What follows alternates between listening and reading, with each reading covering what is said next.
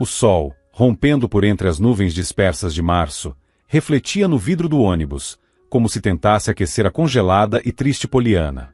Do lado de fora, troncos cinzentos de árvores, cobertos pelos últimos resquícios de neve, passavam rapidamente pela janela, junto com casebres tortos e desbotados, desgastados pelo tempo. Mas nada disso se comparava à tempestade que ainda rugia dentro de Poliana. Horas atrás, seu ex-marido a humilhou no tribunal. Pois então, fique morando na casinha de cachorro que você herdou do seu pai. Cuspiu César, claramente repetindo as palavras que sua nova amante sussurrou em seu ouvido. Não tinha sido à toa que Cláudia apareceu no tribunal para apoiá-lo. A ofensa ainda ecoava dentro da cabeça de Poliana, abafando até o som do motor do ônibus. Ela cerrou os punhos com mais força, tentando conter as lágrimas. Casinha de cachorro. Era assim que César chamou a casa de seu pai. O lar onde ela cresceu, onde passou uma infância feliz, cercada pelos sons mágicos do violino e do violão, pelo aroma de pão recém-assado e ervas frescas. O lar onde seu pai sempre a esperava depois da escola, com um sorriso no rosto. Agora, aquele lugar parecia carregar o peso de uma triste lembrança, um selo de perdas. O ônibus balançou suavemente, refletindo a instabilidade da própria vida de Poliana. Ela recostou-se no banco e fechou os olhos. Mais uma vez, a cena do tribunal veio à tona em sua memória. Você está dizendo que discorda da divisão dos bens? Perguntou o juiz. Sim, exatamente, respondeu Poliana, tentando manter a calma, embora por dentro tudo estivesse tremendo. Eu não acho justo que o tribunal siga à risca a legislação vigente. Tentou argumentar novamente, mas foi interrompida pelo advogado de César. O contrato de separação de bens foi assinado por ambas as partes antes do casamento, disse o advogado de César. Poliana sentiu um nó na garganta. Sim, havia um contrato de separação de bens. Antes do casamento, César a convenceu de que era o melhor para os dois, que manteriam suas finanças separadas. Ela, ingênua e apaixonada, concordou. Mas, durante o casamento, foi ele quem a convenceu a comprar um apartamento apenas em seu nome. Não importa se esse apartamento foi comprado com dinheiro dos dois, segundo a lei ele me pertence. Interveio César, apertando os lábios em uma linha fina. Seus olhos, que um dia olharam para ela com amor, agora estavam carregados de um desprezo gélido. Você mesma tomou essa decisão, não foi? Então qual é o problema? No fim das contas, você ainda vai ficar com a herança do seu pai. Isso se aquela espelunca ainda estiver de pé, claro. Cláudia, a amante, soltou uma risadinha maldosa. Isso não é verdade. Poliana se levantou do banco, sentindo o peito queimar de indignação. Não é? César zombou, e sem o menor constrangimento pela presença do juiz, continuou. Eu lembro muito bem como você torcia o nariz toda vez que precisava visitar seu pai. E agora está agarrada a essa herança com unhas e dentes. Você está mentindo. Poliana lutou para conter a raiva. Eu amava meu pai e essa casa também. E daí? César deu de ombros, como se estivessem falando de algo insignificante. Mas agora o apartamento é meu. Você pode ir para onde quiser. Se quiser, viva naquela espelunca, se essa memória te é tão preciosa. Se não, alugue um lugar e pague com seu próprio dinheiro. O advogado de Poliana soltou um suspiro resignado. Maurício já havia percebido há muito tempo que essa batalha no tribunal estava perdida. A lei estava do lado de César. O contrato de separação de bens e a compra do imóvel em nome dele foram suficientes para que a justiça ignorasse o fato de que o dinheiro para a compra foi dos dois. A mentira de César, dita com cinismo e convicção, tornou-se verdade aos olhos do juiz. A decisão foi anunciada. O divórcio e a divisão dos bens saíram a favor de César. Poliana ficou apenas com migalhas, uma pequena quantia de dinheiro que mal daria para alguns meses de sobrevivência após sua mudança forçada para a velha casa de seu pai, no interior. César saiu do tribunal como um vencedor, sem sequer olhar para ela. A amante do marido mal conseguiu conter um sorriso maldoso e ainda acenou para Poliana com ironia.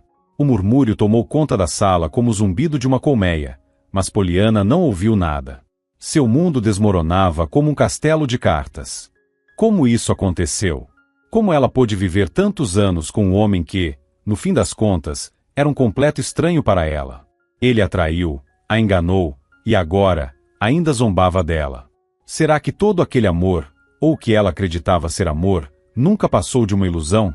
Ela saiu do tribunal cambaleando, sentindo uma tontura tomar conta de seu corpo. O vento da primavera soprou forte em seu rosto, mas Poliana mal percebeu. As lágrimas deslizavam por suas bochechas, misturando-se com a chuva fina que começou a cair de repente. Ela ergueu a cabeça e olhou para o céu cinzento e sombrio. Tinha apenas 30 anos, mas sentia como se sua vida já tivesse acabado. Poliana abriu os olhos e percebeu que ainda estava no ônibus. Do lado de fora, as margens familiares do rio passavam lentamente, já cobertas por uma leve névoa. Seu coração apertou. Aquele rio, tão conhecido e querido, permanecia exatamente o mesmo, inalterado pelo tempo, como uma enorme serpente cinzenta que levava suas águas em direção ao mar.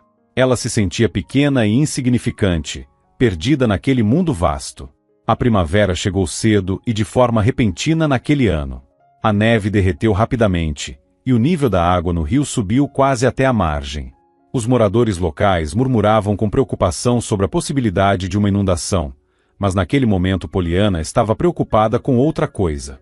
A morte trágica de seu pai, 6 meses atrás. As perguntas sem resposta. Ela não conseguia acreditar na versão oficial do acidente. O que poderia ter pegado fogo na pequena cabana de pesca dele, no meio da floresta à beira de um rio? Isso não faz sentido, sussurrou para si mesma, repassando fragmentos de lembranças em sua mente.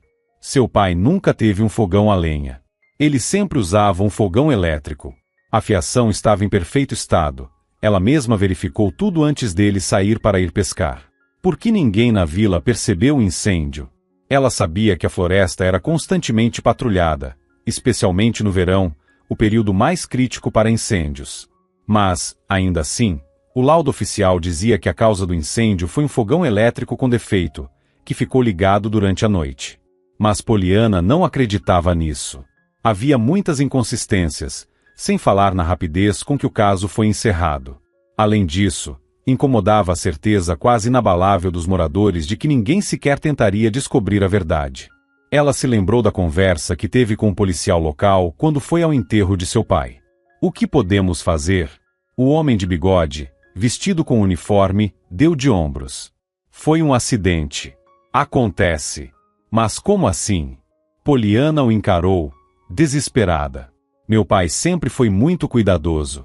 Ele nunca cometeria um erro desses. Coisas assim acontecem. Idade, sabe como é, respondeu o policial, suspirando com um ar de falsa compaixão. Além disso, a casa era de madeira, antiga. Mas enfim, tenho outros casos para cuidar. Ele se levantou e caminhou até a porta. Esqueça isso, moça. Não perca seu tempo com bobagens. Já investigamos tudo. Se tiver alguma dúvida, pode fazer um pedido formal para reabrirem o caso. A conversa com o chefe da vila, onde ficava a cabana incendiada, não foi diferente. Ele a recebeu com frieza e formalidade. Você precisa entender, pigarreou Amadeu Cavalcante. A investigação foi concluída. Foi um acidente. Meus pêsames. Seu pai era um bom homem, um músico talentoso. Deu aulas na escola. Eu acho que um novo inquérito deveria ser aberto. Poliana não queria desistir. Não vale a pena, minha jovem. Não vale a pena, suspirou o homem. Isso não levará a nada. Aceite que foi apenas um acidente. Não dramatize. Isso não foi um acidente. A voz de Poliana tremia de indignação. Meu pai morreu em circunstâncias estranhas, e vocês nem sequer se esforçaram para descobrir a verdade. É preciso investigar tudo até o fim. Insistiu Poliana. Acalme-se. A voz de Amadeu Cavalcante se tornou mais dura. A investigação foi realizada. Os resultados foram obtidos. Há um laudo pericial. Que peritos? Vocês chamaram Eduardo Farias para avaliar? Ele não pode estar isento disso. Essas são acusações vazias. Retrucou o chefe da vila, já irritado. Eduardo Farias é um homem respeitável e não tem nada a ver com isso. Mas eu sei que ele queria comprar as terras da floresta onde ficava a casa do meu pai. E agora?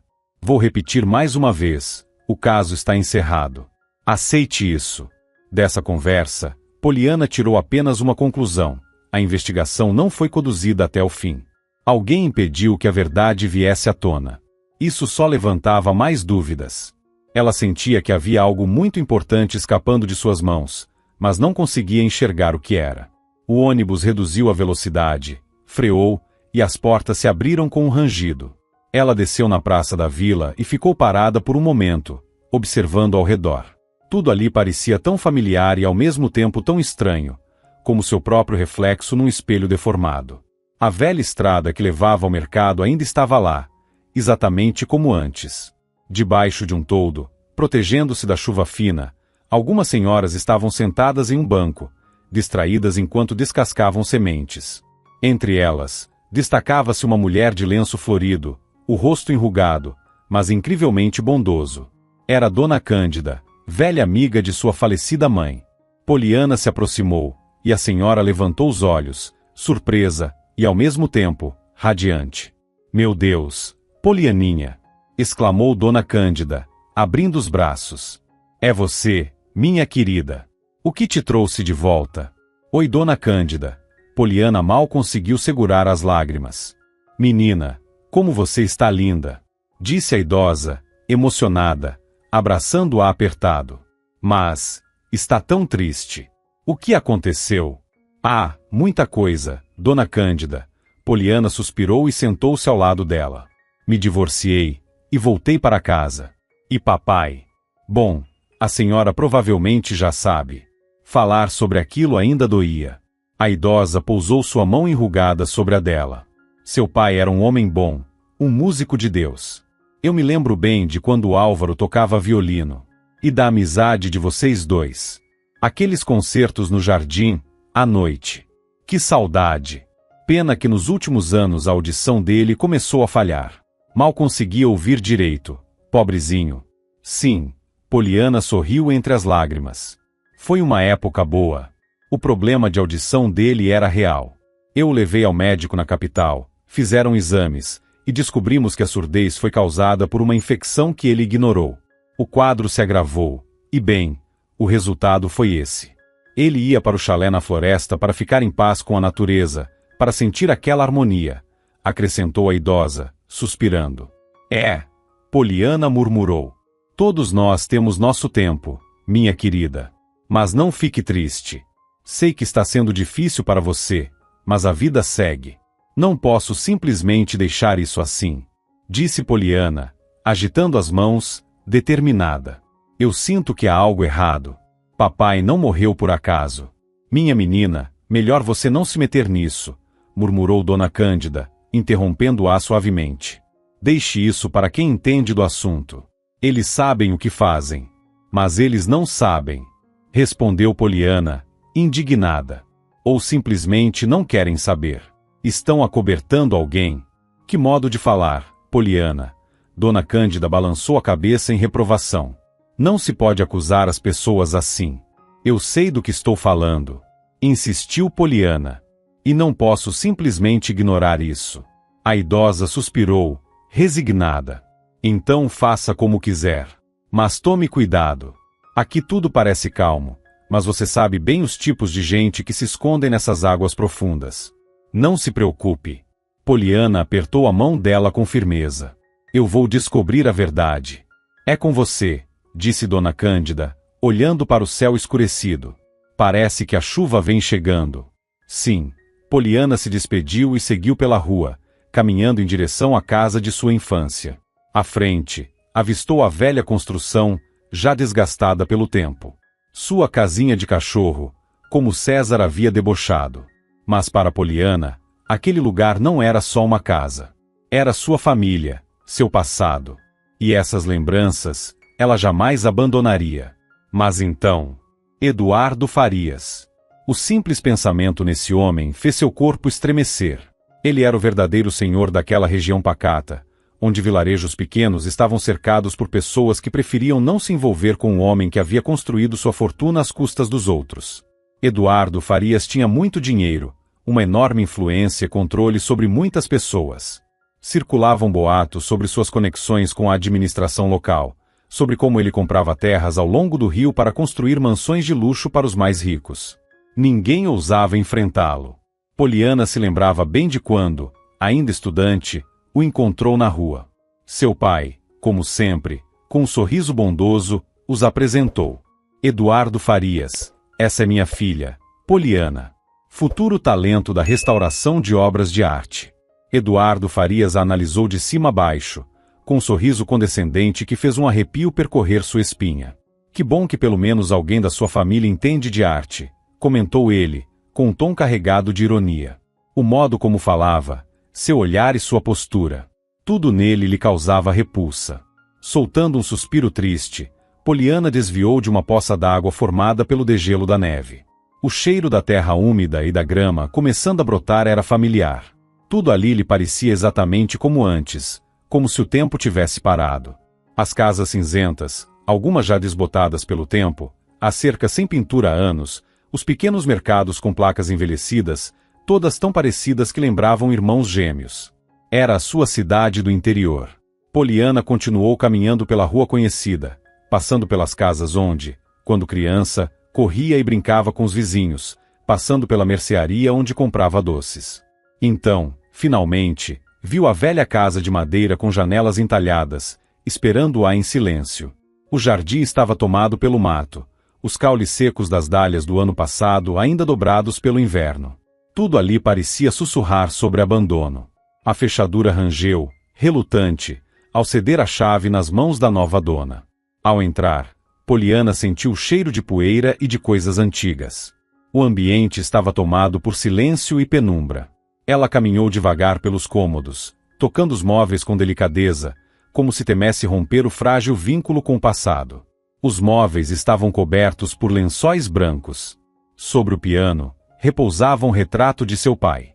Os olhos bondosos dele, com pequenas rugas nos cantos, pareciam vivos na fotografia. Poliana se aproximou e passou o dedo pelo vidro frio. Papai, sussurrou, e um nó se formou em sua garganta. Por um instante, pareceu que ele entraria pela porta a qualquer momento e perguntaria: como você está, minha menina? As lembranças a puxaram para a infância. Para aquele tempo despreocupado, quando sua mãe ainda estava viva e a casa era cheia de calor e risadas. A imagem dela estava embaçada pelos anos, mas ainda era tão doce. Poliana se lembrava do toque suave de suas mãos e da voz delicada quando cantava canções de ninar. A morte trágica de sua mãe foi o primeiro grande golpe da sua vida. Foi em uma noite de inverno, quando Larissa estava levando Poliana para casa. Um menino brincava com um trenó no rio congelado quando o gelo cedeu sob seus pés. Ele teria se afogado se Larissa não tivesse se lançado na água gelada para salvá-lo. O menino sobreviveu, mas Larissa, após permanecer tempo demais na água congelante, desenvolveu uma grave pneumonia. A luta por sua vida durou várias semanas. Mas, para a tristeza dos médicos do hospital da região, foi em vão. A dor de seu pai parecia não ter fim. Ele se fechou em si mesmo, deixou de sorrir, e a casa, antes tão cheia de vida, ficou silenciosa e vazia. A música foi seu único refúgio. Álvaro passava horas ao piano, tocando melodias tristes e delicadas, como se cada nota contasse sobre sua saudade e sua dor. Poliana suspirou e percorreu a casa, como se estivesse redescobrindo cada canto. Na cozinha, ao olhar pela janela, notou um movimento no quintal. Um filhote de cachorro, pequeno e trêmulo, choramingava baixinho. Poliana o reconheceu imediatamente. Ele se parecia com aqueles filhotes abandonados que seu pai costumava trazer para mostrar às crianças da escola de música. Seu coração se apertou. Ela abriu a porta e saiu para o quintal. O filhote, assustado, encolheu-se contra o chão, ainda soltando pequenos ganidos. Ei, pequenino, o que faz aqui? Perguntou Poliana suavemente, aproximando-se. Ao notar sua presença, o cachorro recuou, hesitante, e ficou imóvel, os olhos arregalados de medo. Era tão pequeno e magro, com um olhar suplicante. Seu pelo estava sujo e embolado. Quando ela estendeu a mão, ele a lambeu de leve. Pobrezinho, aposto que está com fome, disse ela, pegando nos braços. O filhote era leve como uma pluma. Ela o levou para dentro, encontrou uma tigela velha e a encheu com um pouco de leite. O filhote atacou a comida com tanta fome que respingos de leite voaram para todos os lados. Pronto, agora você está alimentado, disse Poliana, sorrindo enquanto acariciava sua cabecinha. Ela pensou por um momento. Como vou te chamar? Que tal? Amigo? Você choramingava tanto quando te encontrei. Pobrezinho. O filhote enfiou o focinho na palma da mão dela, como se aprovasse o nome. Bom, então vai ser amigo, decidiu ela, levantando-se da mesa. Pegou uma toalha no banheiro. Vamos lá, pequeno, hora do banho. Depois disso, você vai ficar novinho em folha. Pouco depois, já com o filhote limpo e aconchegado, Poliana se armou com panos, um balde de produtos de limpeza e começou a arrumar a casa. Mas, antes disso, acendeu o aquecedor. Logo, o calor começou a se espalhar pelo ambiente. Cada canto da casa parecia despertar suas lembranças. Ali, na mesa da cozinha, ela e seu pai passavam horas ensaiando músicas juntos. Era ali também que aconteciam os jantares em família. Perto da janela, ela adorava passar o tempo lendo. Cada objeto, cada fotografia, cada pequeno detalhe daquela casa estava impregnado de memórias. Quando a noite chegou, a casa já estava mais organizada, mesmo que ainda não completamente arrumada. Poliana abriu um álbum de fotos cuidadosamente guardado. Ali estava ela, pequena, com 2 trancinhas, sentada no colo do pai. Ao lado, sua mãe, tão jovem, tão linda. E mais à frente, os 3 juntos, na margem do rio, sorridentes, despreocupados, cheios de esperança. Como tudo mudou, sussurrou Poliana, apertando o filhote contra o peito. Mamãe se foi. Papai também. De repente, alguém bateu à porta. O cachorrinho ergueu as orelhas, atento. Poliana colocou o amigo no chão, e hesitante, se dirigiu à porta. Ela não esperava visitas. E se fosse ele? O responsável pela morte de seu pai? Será que Eduardo Farias tinha vindo para ameaçá-la? Com a mão trêmula, tateou até encontrar um velho frasco de spray de ambientador. Como aquilo poderia protegê-la de um invasor? Jogar perfume no rosto de um criminoso não parecia ser a melhor estratégia. Percebendo quão inútil era, largou de lado e respirou fundo, tentando se preparar para encarar o visitante inesperado. Quando abriu a porta, deparou-se com um homem alto, de olhos cinzentos e tristes, um olhar cansado, mas, de alguma forma, intrigante. Não, definitivamente não era Eduardo Farias. Poliana quase riu da própria paranoia e soltou um suspiro aliviado. O desconhecido parecia exausto e um pouco desconfortável por aparecer ali tão tarde. Boa noite, disse ele, com um leve sorriso que, Poliana notou, lhe caía muito bem. Me desculpe por incomodá-la a essa hora. Ela não respondeu de imediato, tentando parecer mais confiante do que realmente estava. Em que posso ajudá-lo? Eu não sou daqui. Moro na cidade, sou médico. Recentemente comprei uma casa de campo aqui perto. Gosto de pescar, sabe? Ele fez uma pausa, como se buscasse as palavras certas. Aconteceu algo estranho. Poliana franziu a testa, tentando entender aonde ele queria chegar. O que houve? No rio, vi um menino sentado no gelo. Ele era pequeno, segurava um ursinho de pelúcia. Gritei para ele sair dali, mas ele correu. O médico parou por um momento antes de continuar. O gelo estava fino demais. Ele não parecia ser daqui. Achei que deveria avisar alguém. Eu encontrei o ursinho de pelúcia, mas o menino desapareceu. Não havia sinal dele em lugar nenhum. O homem fez uma pausa, e em seguida, acrescentou. Eu mesmo já passei por algo parecido quando era criança. Só que, no meu caso, eu estava brincando com um trenó. Por isso resolvi pedir ajuda. Talvez alguém saiba de alguma coisa. Poliana, de repente, lembrou-se da história de sua mãe, de como ela havia salvado um garoto da água gelada anos atrás. Ela olhou para o homem à sua frente, e então, compreendeu. Ele era o menino que sua mãe havia resgatado. Minha mãe, começou a dizer, mas parou no meio da frase, sem saber como continuar. O homem franziu a testa e a encarou com surpresa. Você está falando de Larissa Martins? Poliana confirmou com um aceno de cabeça. Ele suspirou e olhou para o chão por um momento, antes de continuar. Eu nunca a esqueci. Ela me salvou quando eu tinha 7 anos. Foi quando caí no rio brincando com um trenó e o gelo se partiu. Fiquei doente por muito tempo depois disso, e mais tarde, Me mudei com meus pais para outra cidade. Durante anos não voltei aqui. Mudei até de sobrenome. Foi minha mãe, disse Poliana, quase num sussurro, enquanto examinava os traços do rosto dele. Agora que vi esse menino no gelo, senti que precisava fazer alguma coisa. Se ele tivesse caído na água, a tragédia poderia ter se repetido. Mas você não pensou que ele poderia simplesmente ter ido para casa? Perguntou Poliana, tentando esconder sua inquietação. Maurício balançou a cabeça. Eu tive a sensação de que ele não tinha para onde ir, respondeu. Não acho que seja daqui. E para ser sincero, tenho a impressão de que ninguém está procurando por ele. Ele parece estar completamente sozinho. Eu simplesmente sinto que preciso ajudar. Ele fez uma pausa e acrescentou. Dei leite e alguns doces para ele, e ele ficou por perto o tempo todo, disse Maurício. Mas depois simplesmente desapareceu. Ele suspirou, parecendo frustrado. E eu, distraído com a pesca, acabei esquecendo de tudo. Como fui descuidado.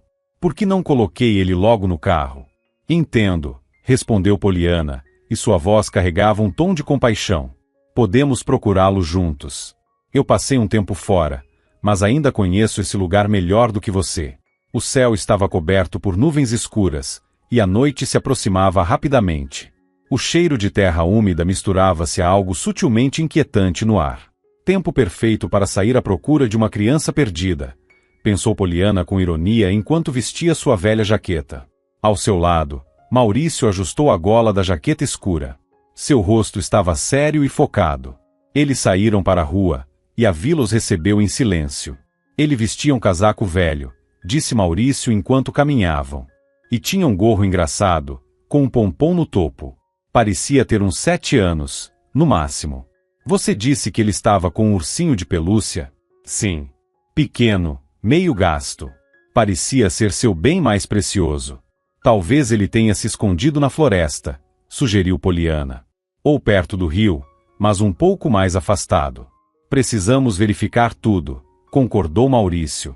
Eles caminharam em silêncio pela rua e depois seguiram em direção ao rio. A água da primavera estava alta e turva, enquanto o gelo recuava a cada dia, levando consigo os últimos resquícios do inverno. O ar era frio, mas ao mesmo tempo carregava o frescor da nova estação. A promessa de calor e renovação pairava no ar. Você trabalha como médico? Perguntou Poliana, com cuidado, tentando afastar os próprios pensamentos. Sim, sou cirurgião cardíaco, respondeu Maurício com um leve sorriso. Poliana notou como seus olhos pareciam mais calorosos naquele momento. É um trabalho difícil, mas fascinante.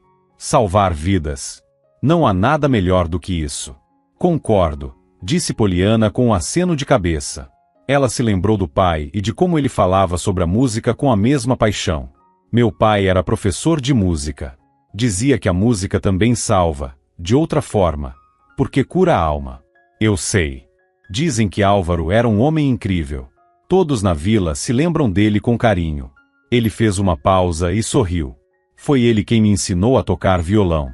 Poliana olhou, surpresa. Ela não sabia que tinham tanto em comum. Mais do que isso, o passado os conectava de uma forma inesperada. Por que decidiu voltar agora? Perguntou Poliana. Maurício olhou para o rio por um instante, pensativo. Não sei. Talvez eu sentisse que precisava voltar ao lugar onde fui salvo. Lembro-me de cada detalhe daquele dia, como se devesse algum tipo de gratidão.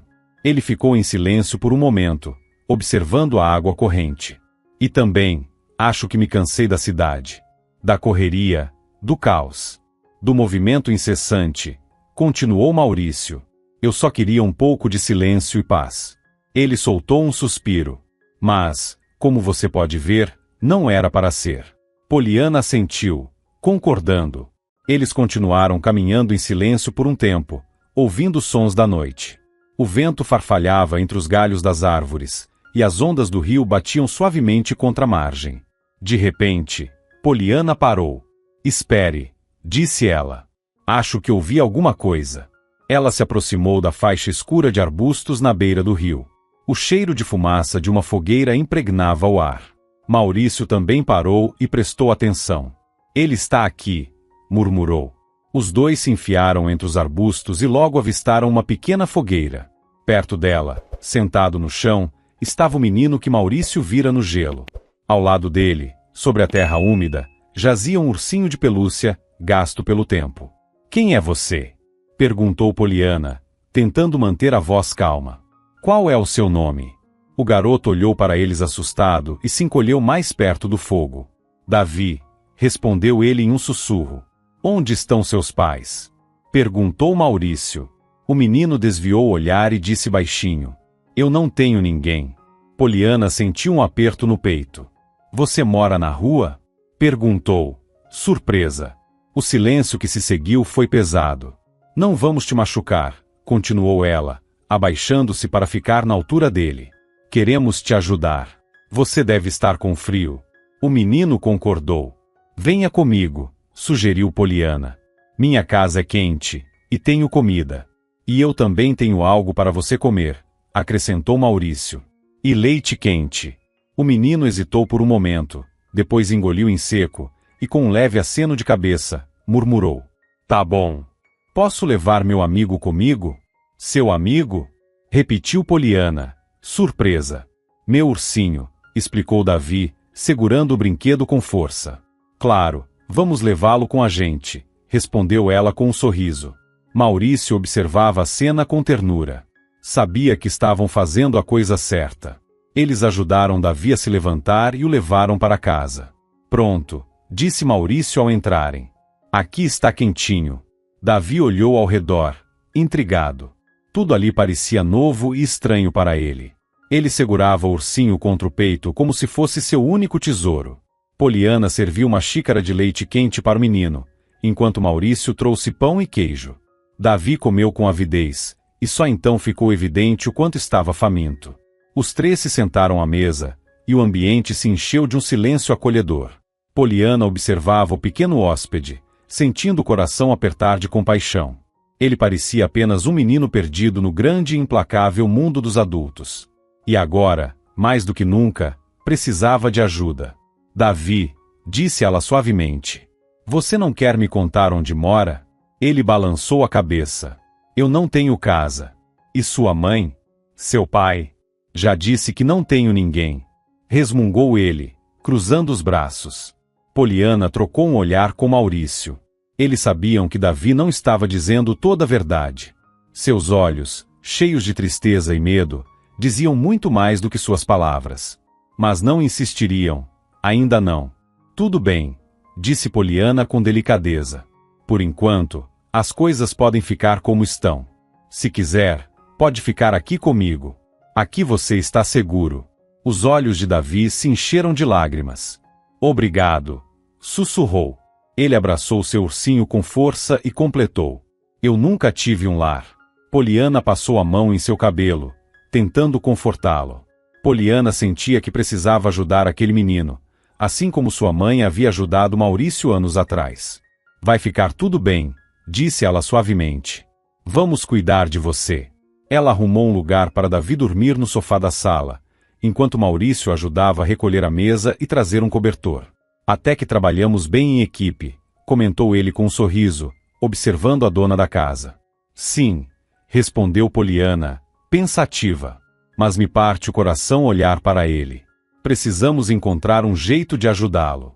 "Acho que agora temos mais uma responsabilidade", brincou Maurício, mas o tom de seriedade em seu olhar era evidente. "Pelo menos não vai ser monótono", respondeu Poliana, tentando aliviar o peso da conversa. Eles ficaram em silêncio por um momento. "Sabe", disse Maurício de repente, "tenho a sensação de que não voltei para cá por acaso. Como se o destino tivesse me trazido até aqui, para encontrar você e ajudar esse menino." "Eu sinto mesmo", admitiu Poliana. "Tudo se encaixou de um jeito estranho. Como se estivesse predestinado a acontecer." O silêncio se instalou entre eles novamente, mas dessa vez havia algo diferente no ar. Eles se olharam por um instante e Poliana sentiu o rosto esquentar. Era um sentimento que tentava negar, mas que, naquele momento, se tornava impossível de ignorar. "Nossa, já está tarde", disse Maurício de repente, desviando o olhar. "Melhor eu ir." "Claro", respondeu Poliana, sentindo um leve desapontamento. Obrigado por tudo, disse ele, caminhando até a porta. Eu que agradeço, respondeu ela, sorrindo. Ele hesitou por um momento antes de perguntar. Até amanhã? Até amanhã, confirmou Poliana, acompanhando-o até a saída. Poliana fechou a porta e ficou sozinha com seu cachorrinho amigo, que até então dormia tranquilamente em sua caminha no canto da sala, sem saber como terminou a noite agitada de sua dona. Ela olhou para Davi, ainda encolhido no sofá, dormindo profundamente, e sentiu o coração se aquecer. A noite envolvia a vila em um manto de mistério e segredos. Mas, dentro dela, a inquietação crescia. Tudo aquilo estava apenas começando. Ela precisava descobrir a verdade sobre a morte de seu pai e os segredos que aquela pacata vila escondia. E além de tudo, um homem surgiu inesperadamente em sua vida, despertando nela sentimentos que não esperava. A noite transcorreu sem incidentes. Na manhã seguinte, os primeiros raios de sol atravessaram as cortinas finas, despertando Poliana. Davi, está acordado? Sussurrou ela, virando-se para o menino, que continuava encolhido no sofá. Amigo estava deitado ao lado dele, como se vigiasse seu sono. Nesse momento, ouviram batidas na porta. Era Maurício. Ele estava parado na soleira, segurando uma sacola cheia de mantimentos. Bom dia, cumprimentou ele, sorrindo para Poliana. Bom dia, respondeu ela, retribuindo o sorriso. Me desculpe se te acordei. Não se preocupe, disse ele, entrando. Trouxe algumas coisas para o Davi. Ela ficou surpresa com o gesto. Obrigada pela preocupação. Sabe, pensei que o menino provavelmente passou frio ontem e que não toma um banho há dias, começou Maurício, colocando a sacola sobre a mesa. Então achei que deveríamos dar um jeito nisso. Além disso, seria bom levá-lo ao pediatra, só para garantir que está tudo bem. Ele fez uma pausa antes de acrescentar. Eu sou médico, mas não sou especialista em crianças. Eu sou cardiologista. E eu sou restauradora de arte, respondeu Poliana. Mas, no momento, sem trabalho. Ela sorriu levemente e acrescentou. Mas a sua ideia é boa. A preocupação de Maurício parecia tão natural e genuína que Poliana não duvidou nem por um instante de suas intenções. Quando Davi acordou, olhou para o médico com certo receio. Maurício estendeu a mão para ele. O menino hesitou por um momento, mas, por fim, apertou sua mão. E então, Davi? Disse Maurício animado. Vamos tomar um banho, depois tomamos café da manhã e experimentamos algumas roupas novas. Davi concordou, curioso ao ver a sacola que Maurício carregava.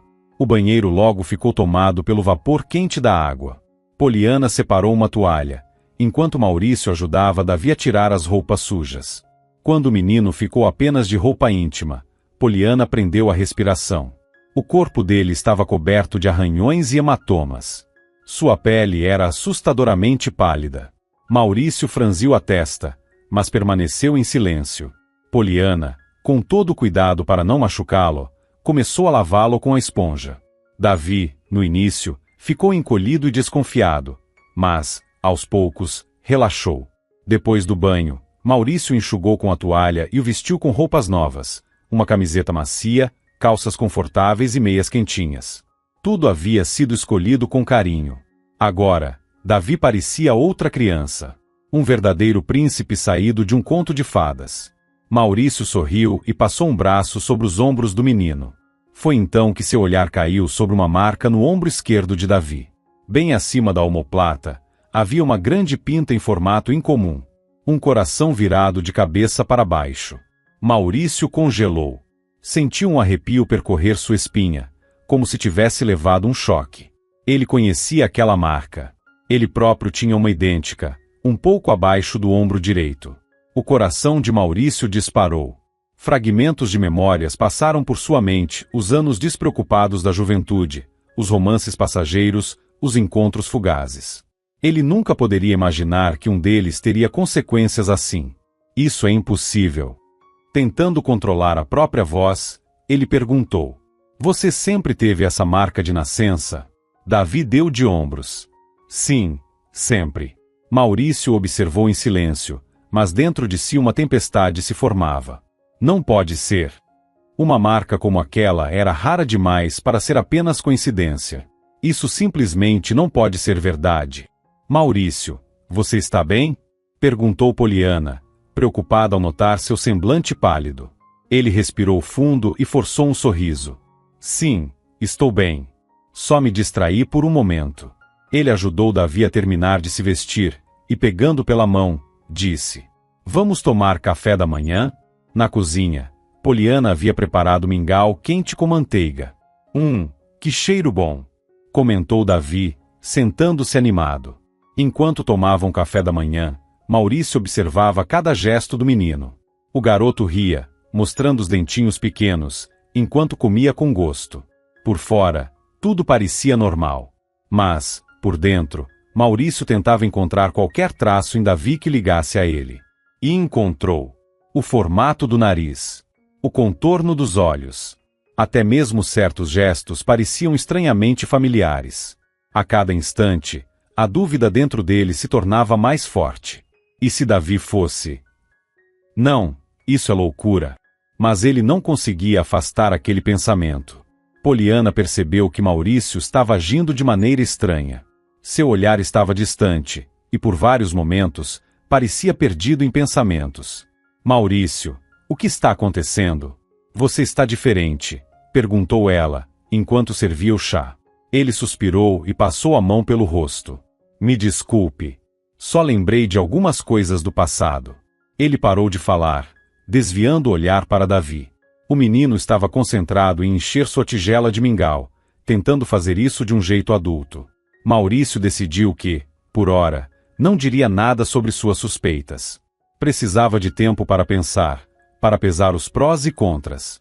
Ele não queria alimentar falsas esperanças. Mas também não podia ignorar o que estava diante de seus olhos. Davi, você se lembra de sua casa? Perguntou ele. O menino balançou a cabeça em negação. E sua mãe? Davi abaixou os olhos e novamente fez que não com a cabeça. Seus olhos ficaram marejados. O coração de Maurício apertou. Ele se aproximou do garoto e o abraçou, segurando com firmeza. Vai ficar tudo bem. Eu estou aqui. Vamos descobrir toda a verdade, juntos. Depois do café da manhã, Maurício levou Davi ao pediatra na cidade vizinha. Poliana ficou em casa para organizar as coisas e preparar o almoço. Mas, por mais que tentasse se concentrar nas tarefas, não conseguia se livrar da sensação de que algo lhe escapava. Era como se algo dentro dela estivesse mudando, uma corda invisível em sua alma ora se tensionando, ora prestes a se partir. O encontro com Maurício havia virado sua vida de cabeça para baixo. Ele era tão atencioso, sensível e ao mesmo tempo forte. Nada parecido com seu ex-marido, César, um eterno reclamão, que nunca se importou com nada além de dinheiro e suas próprias ambições. Perto do meio-dia, quando os dois retornaram, Poliana já os esperava na porta. Como foi? Perguntou ela, ansiosa. O médico disse que ele está saudável, respondeu Maurício com um sorriso. Está um pouco debilitado, mas isso é algo que podemos resolver. Davi se encolheu contra Poliana, como se buscasse conforto. Ela passou a mão suavemente em seus cabelos. Foi então que Maurício olhou para ela com seriedade. Poliana, eu preciso te contar uma coisa. Quando ficaram a sós, ele respirou fundo antes de continuar. O que vou dizer parece inacreditável, mas é a verdade. Poliana o encarou, sentindo um arrepio. No fundo, sabia que algo surpreendente estava prestes a ser revelado. Maurício inspirou profundamente, e então, contou sobre suas suspeitas. Poliana ficou atônita. Seria mesmo possível?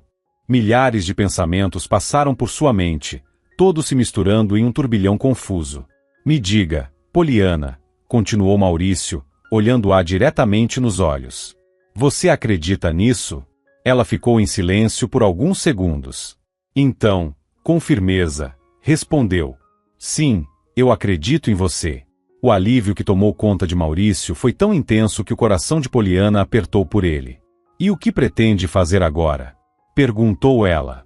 Ainda não sei. Quero conhecer melhor o Davi, entender quem ele é. Talvez ele me aceite. Ele vai aceitar, sim, disse Poliana, pousando a mão sobre a dele. Tenho certeza disso. Você é uma boa pessoa. Ela hesitou por um momento antes de acrescentar. Mas acho que você está se precipitando um pouco. E se estiver enganado? Uma marca de nascença não é uma prova definitiva. Seus olhares se encontraram. Você tem razão, admitiu Maurício. Eu também pensei nisso. Então, com a permissão do Davi, coletei uma amostra de DNA e enviei para análise. Agora, só me resta esperar o resultado. O especialista disse que pode levar de 1 a 2 semanas. Naquele momento, algo mudou entre eles. O que antes parecia apenas amizade, agora se transformava em algo mais. Algo que se assemelhava muito ao amor. Os dias passaram rapidamente. Poliana e Maurício não desperdiçaram tempo. Juntos, organizaram a casa, ensinaram Davi a ler e escrever, apresentaram-no ao mundo ao seu redor. À noite, contavam histórias para ele antes de dormir. No começo, o menino ainda era arisco e desconfiado, como um filhote de lobo assustado. Mas, aos poucos, foi se abrindo, criando laços com aqueles que agora faziam parte de sua vida. Quanto aos pais biológicos, ele realmente não se lembrava. Sabia apenas seu próprio nome. Assim que encontraram Davi, Poliana e Maurício fizeram o que era correto e informaram a polícia e o conselho tutelar sobre o menino. Foram feitas buscas nos registros locais e nas cidades vizinhas, mas não havia nenhuma denúncia de desaparecimento que correspondesse à descrição de Davi. As autoridades também tentaram encontrar parentes, mas sem sucesso. Enquanto isso, o menino permaneceu sob os cuidados de Poliana, pois não havia um abrigo infantil adequado na vila e transferi-lo para uma instituição distante poderia agravar sua situação emocional. O conselho tutelar permitiu que ele ficasse temporariamente com ela, sob supervisão, até que mais informações fossem descobertas. Segundo o médico da clínica, Davi sofria de amnésia provocada por traumas do passado. Era como se sua mente tivesse bloqueado lembranças dolorosas para se proteger. Maurício começou a passar cada vez mais noites na casa que pertencia ao falecido Álvaro, pai de Poliana. Ajudava Poliana nas tarefas do dia a dia, consertava a cerca, a cobertura da casa. Juntos, foram limpando o quintal e organizando o espaço. A presença dele fazia Poliana se sentir protegida, e mais do que isso, feliz. Mas, apesar de tudo, a inquietação não a deixava em paz. Ela não conseguia esquecer seu pai e a sensação de que sua morte não fora um mero acidente. Depois do jantar, ela e Maurício estavam sentados na sala, observando o fogo crepitar na lareira. Maurício, começou ela, rompendo o silêncio. Eu penso no meu pai o tempo todo. Não consigo acreditar que foi um simples acidente. Há algo errado. Ele a olhou com seriedade, antes de puxá-la para mais perto e envolver seus ombros com um abraço reconfortante. Eu entendo você, disse ele. E vou te ajudar. O olhar dele estava cheio da mesma determinação que Poliana sentia em si mesma. Ele acreditava nela. Ele estava ali, ao seu lado. E isso lhe dava forças. Depois de um momento, Maurício suspirou e disse: Tenho uma ideia. Soube que um conhecido do seu pai trabalha na administração pública da cidade. Dizem que ele pode saber de algumas coisas. Também pensei nisso, respondeu Poliana. Precisamos investigar melhor. Ouvi rumores sobre as negociações de Eduardo Farias. Dizem que aquela floresta não pegou fogo por acaso. No dia seguinte, Maurício partiu para a cidade para tentar reunir informações sobre Eduardo Farias e suas conexões. Poliana, por sua vez, passou a tarde com Davi e amigo. O menino, entusiasmado, resolveu desenhar seu novo amigo. No papel, o cachorrinho acabou saindo com um formato que mais lembrava um pequeno cavalo. Mas, quando se tem 7 anos e segura um pincel pela primeira vez, isso não é o mais importante. À noite, quando Maurício voltou à vila, trazia notícias importantes. Descobri algo muito interessante, começou ele, com um olhar sério. Poliana se endireitou na cadeira, prestando atenção. Eduardo Farias tem interesses nesta região há tempos. Ele queria comprar as terras do seu pai, e acontece que a casa na floresta ficava bem no centro dessa área. O coração de Poliana acelerou. Mas havia um problema, continuou Maurício. O bosque era uma área de preservação ambiental. A legislação impedia qualquer tipo de desmatamento. Ele fez uma breve pausa antes de concluir. Mas, se ocorresse um incêndio e a floresta fosse destruída, as árvores poderiam ser cortadas, e o terreno ficaria liberado para a construção. Poliana sentiu um calafrio subir por sua espinha. Meu Deus! Sussurrou, levando a mão à boca. Tudo fazia sentido agora. Eduardo Farias teria muito a ganhar com esse incêndio. Eu sabia! Exclamou Poliana, a voz trêmula de indignação. Ele armou tudo isso. Foi por causa dele que meu pai morreu. Maurício segurou seus ombros com firmeza. Calma, Poliana. Ainda não temos provas concretas. Ela respirou fundo, tentando conter a raiva que crescia dentro dela. Além disso, continuou Maurício, hesitante. Parece que há outra pessoa envolvida. Quem? Perguntou Poliana, tensa. Ele a encarou antes de dizer. Você já ouviu falar de César Eugênio Eliseu? Poliana sentiu o corpo gelar. César Eliseu. Esse é meu ex-marido, exclamou Poliana, incrédula. Maurício balançou a cabeça, pensativo. Interessante. Parece que há muitas pessoas envolvidas nisso. Precisamos ter muito cuidado. Mas Poliana já havia tomado sua decisão. Ela precisava provar a culpa de Eduardo Farias e fazer justiça pela morte de seu pai. Quanto à possível participação de César, bem, o tempo diria. Amigo latiu repentinamente, assustando Poliana. Foi então que o telefone dela tocou. Na tela, o número de César brilhava como um aviso. Ela atendeu com irritação. O que você quer agora? Não foi o bastante o que já fez? A voz de César soou tensa do outro lado da linha. Quero te avisar. Avisar? Larga essa investigação. Esqueça seu pai e tudo o que aconteceu. No final das contas, você tem sua herança. O que mais você quer? Não pode trazê-lo de volta. Poliana sentiu o sangue ferver e mordeu o lábio com força. Você acha que eu vou desistir assim tão fácil? Retrucou, sua voz cheia de determinação. Eu quero a verdade, César. E eu vou descobrir. Mesmo que isso me custe tudo. Do outro lado, César gritou. Você não entende nada. Não se meta nisso. Poliana apertou o telefone com raiva. Isso não é você quem decide, disse, fria. Melhor você ensinar sua amante a fazer um café decente, porque de resto, eu não quero saber. Antes que ele respondesse, ela desligou. Seu peito subia e descia em respirações pesadas. Ela olhou para o rio. O nível da água havia subido ainda mais, e agora a correnteza parecia agitada, como se também anunciasse que algo estava por vir. Ao anoitecer, ficou claro, uma tempestade se aproximava. O desastre aconteceu.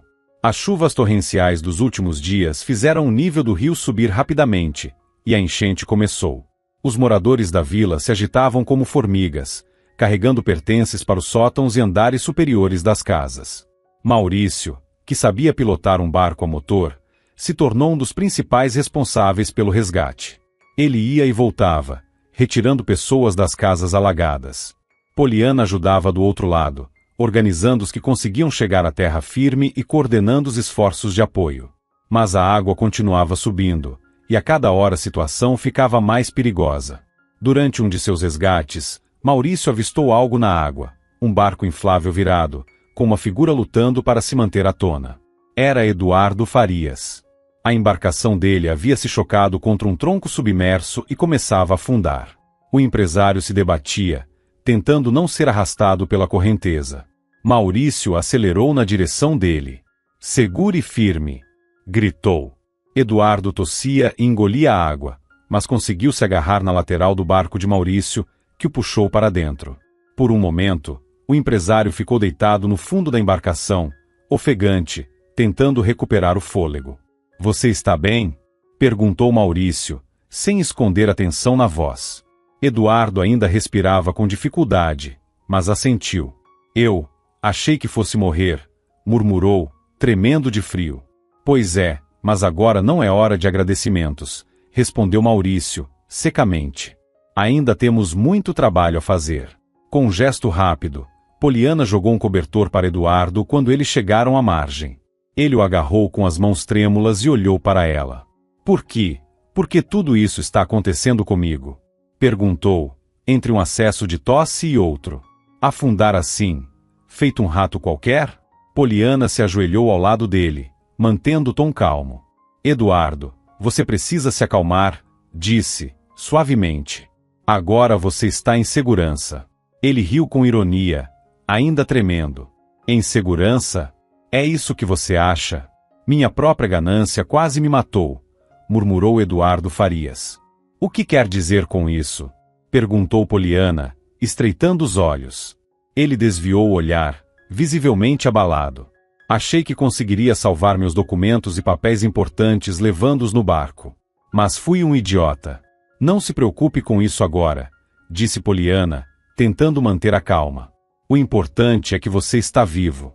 Ela se levantou, pronta para continuar ajudando nos resgates, mas, de repente, Eduardo agarrou sua mão com força.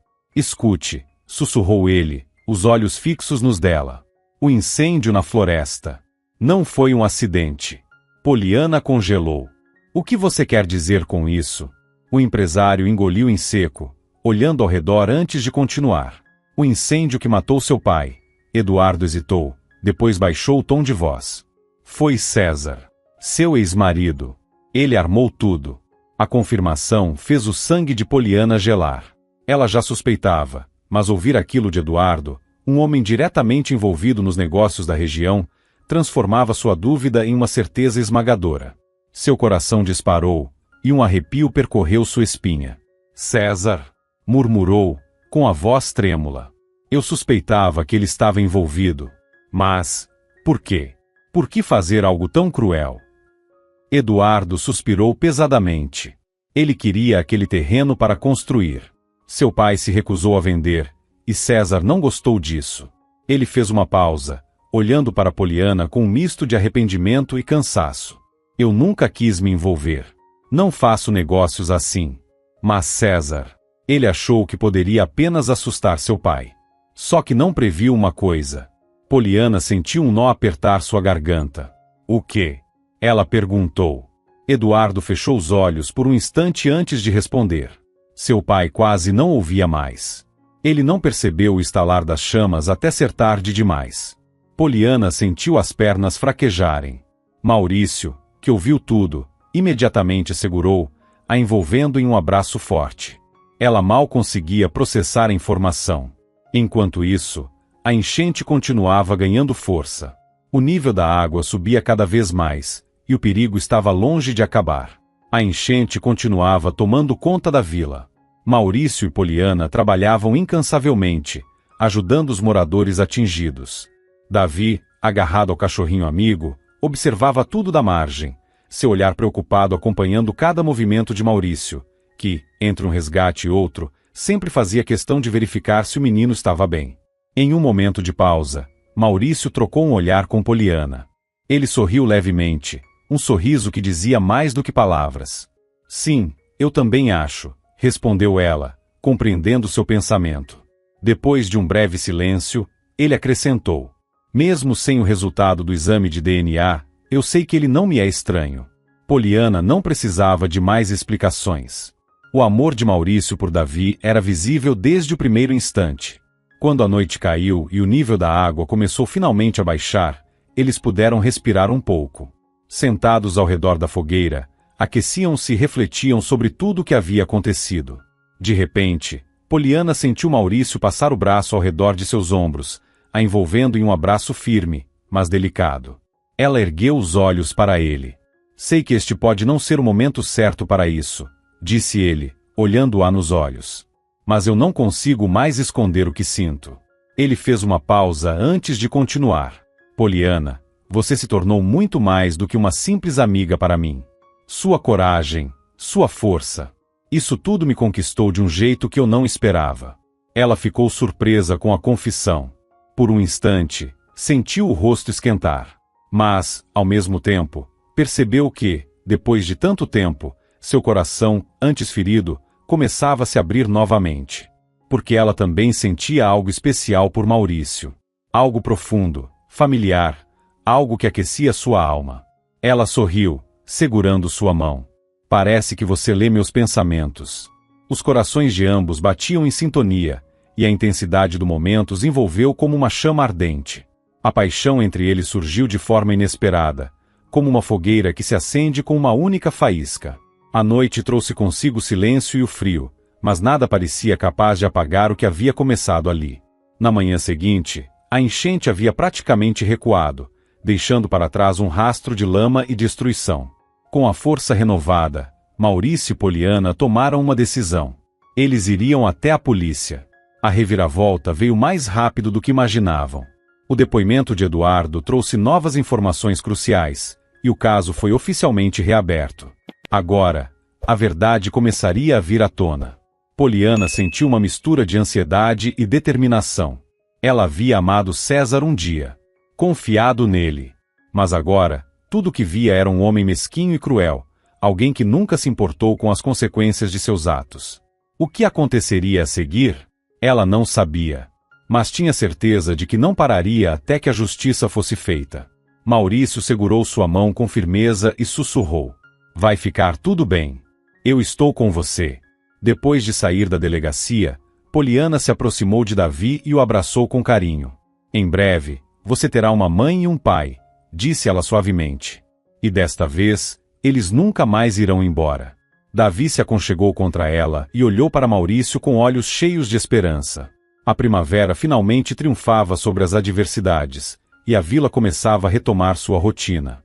O pior havia passado. A vida, lentamente, voltava ao normal. Mas uma última reviravolta ainda estava por vir. O resultado do exame de DNA revelou que Maurício e Davi não tinham parentesco biológico. No início, o jovem médico ficou chocado. Ele tinha certeza de que Davi era seu filho. Mas o coração de um pai não se engana tão facilmente. Maurício passou quase uma hora trancado no quarto, refletindo sobre tudo. Poliana, entendendo o que ele estava sentindo, decidiu não interrompê-lo. Palavras eram desnecessárias quando tudo já estava claro.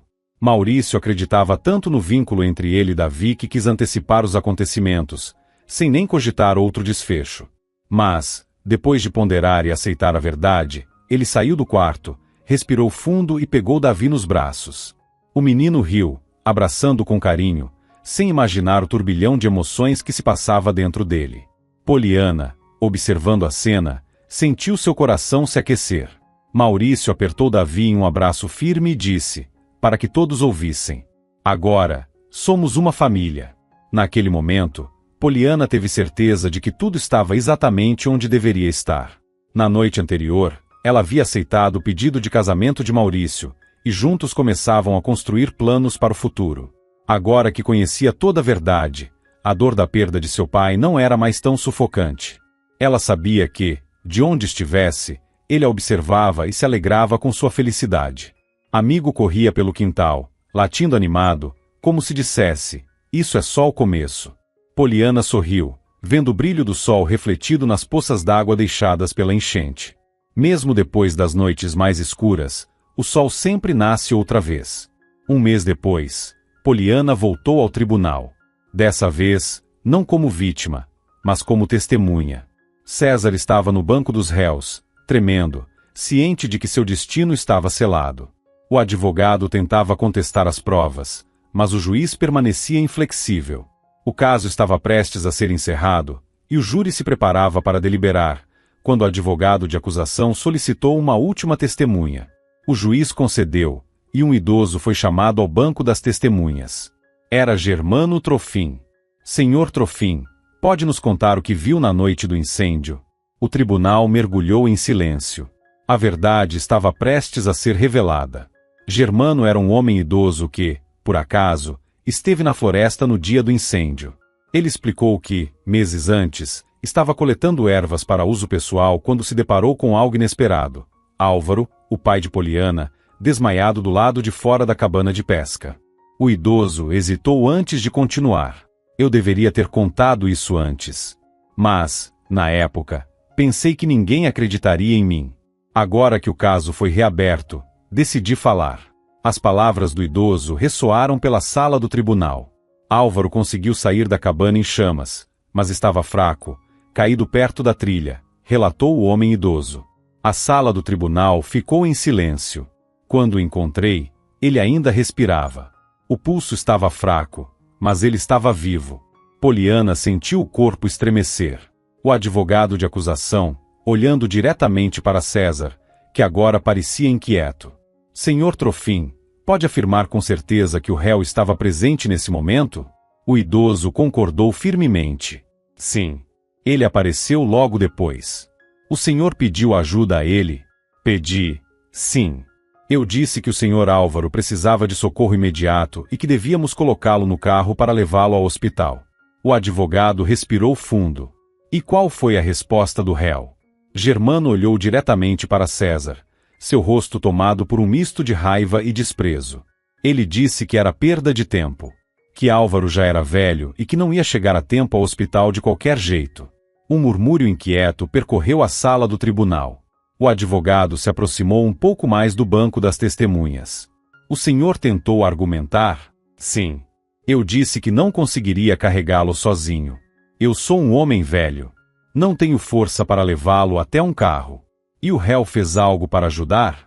O silêncio se alongou antes de Germano dar sua resposta. Ele deu de ombros e foi embora. O tribunal ficou em choque. Poliana sentiu o sangue gelar. Seu pai não morreu no incêndio. Ele morreu porque foi abandonado. O advogado da defesa se levantou de imediato, tentando contestar. Protesto.